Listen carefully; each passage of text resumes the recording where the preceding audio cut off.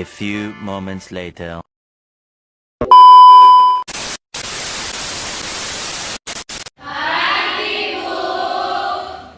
Mata kuliah psikologi dosen pengampu Liana SPDM, jurusan Pendidikan Bahasa dan Sastra Indonesia, Istanbul 2023. Sikap bahasa. Sikap bahasa adalah peristiwa kejiwaan dan merupakan sebagai dari sikap etis penggunaan bahasa. Pada umumnya sikap bahasa merupakan reaksi penilaian terhadap bahasa tertentu kepada orang lain.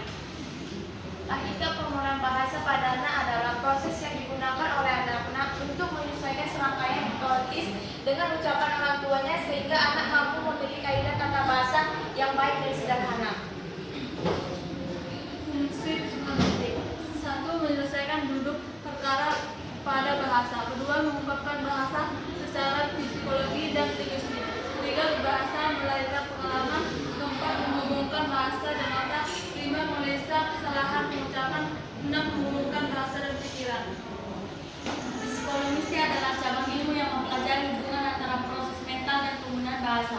Bidang ini menggabungkan prinsip-prinsip dari linguistik dan psikologi untuk memahami bagaimana manusia memproduksi, memahami, dan memperoleh bahasa. Pendekatan psikologi sosial terhadap anak melibatkan pemahaman tentang bagaimana anak belajar melalui interaksi sosial, identitas sosial, pengaruh lingkungan, dan teori kognitif sosial untuk memahami perkembangan mereka secara holistik.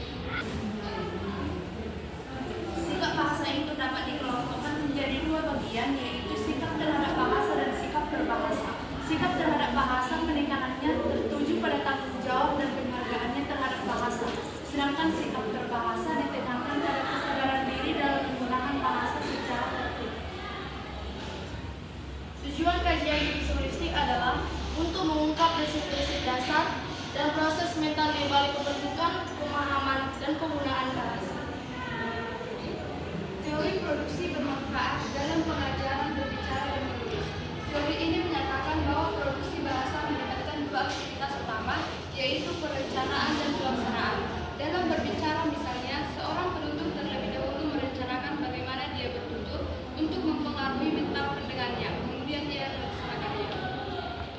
Pengertian bahasa menurut Skinner merupakan seperangkat kebiasaan yang diperoleh dengan latihan secara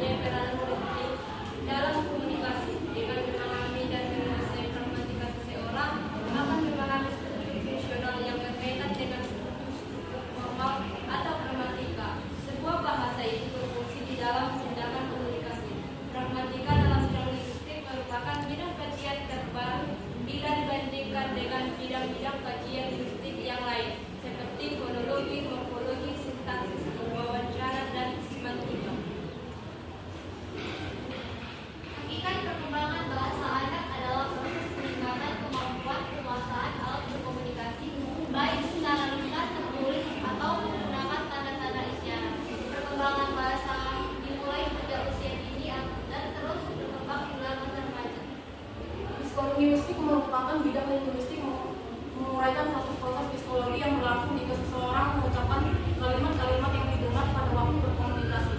Cara teoretisnya, kedudukan psikolinguistik dalam studi bahasa adalah mencari satu teori bahasa yang secara linguistik dapat diterima dan secara psikologi dapat dibenarkan akibat bahasa dan pengolahannya. Tahap-tahap perkembangan bahasa adalah permasalahan yang didiagnostika secara umum oleh pola yang muncul, yaitu yang pertama menangis, yang kedua itu tertawa dengan mulut tertutup, yang ketiga itu tertawa dengan suara keras, yang keempat itu lokalisasi, yang kelima itu bercepat cakap, yang keenam itu mengulangi perkataan, yang terakhir itu memahami dengan satu kata. Psikolinguistik pemahaman bahasa pada anak. Pada anak-anak dimulai proses pemahaman bahasa sejak dini. Tahapan perkembangan bahasa ini melibatkan memahami suara, kata, dan struktur kalimat. Proses ini berlangsung sejak masa bayi hingga masa anak. Psikolinguistik mempelajari bagaimana manusia memahami, menggunakan dan memproduksi bahasa.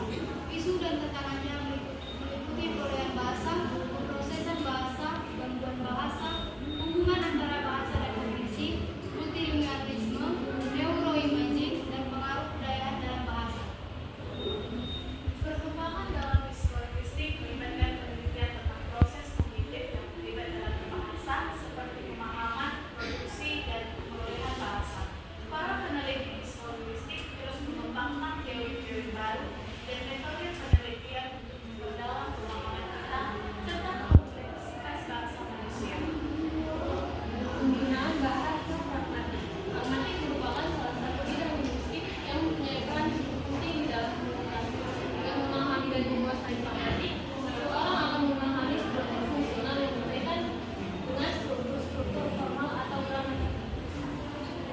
Psikolinguistik lahir dari dominasi studi psikologi, kognitif, dan linguistik pada pertengahan abad ke-20 dengan kontribusi penting dari para ilmuwan seperti Rothschild. Bidang ini terus berkembang sering dengan perkembangan teknologi dan metode penelitian, memperluas pemahaman kita tentang bagaimana manusia memproses, memproduksi, dan memahami bahasa.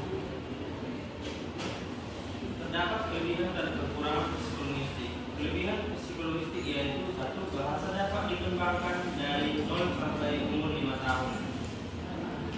Kedua, bahasa tidak mungkin diajarkan pada makhluk lain. Tiga, bahasa itu memiliki kesetaraan bahasa atau linguis universal. Serta kekurangan dalam psikolinguistik. Satu, dalam memperoleh dan memahami bahasa harus menempuh proses yang lama. Yang kedua, literasi otak sangat mempengaruhi bagaimana ke depannya anak memproduksi bahasa. Yang ketiga, gangguan dalam bahasa tidak disebabkan oleh psikolinguistik atau kewajiban seseorang. Pendekatan psikologi sosial. Pendekatan ini tidak meneliti struktur sosial seperti domain-domain, melainkan meneliti proses psikologi manusia seperti motivasi dalam penelitian suatu bahasa atau beragam dari suatu bahasa untuk digunakan pada keadaan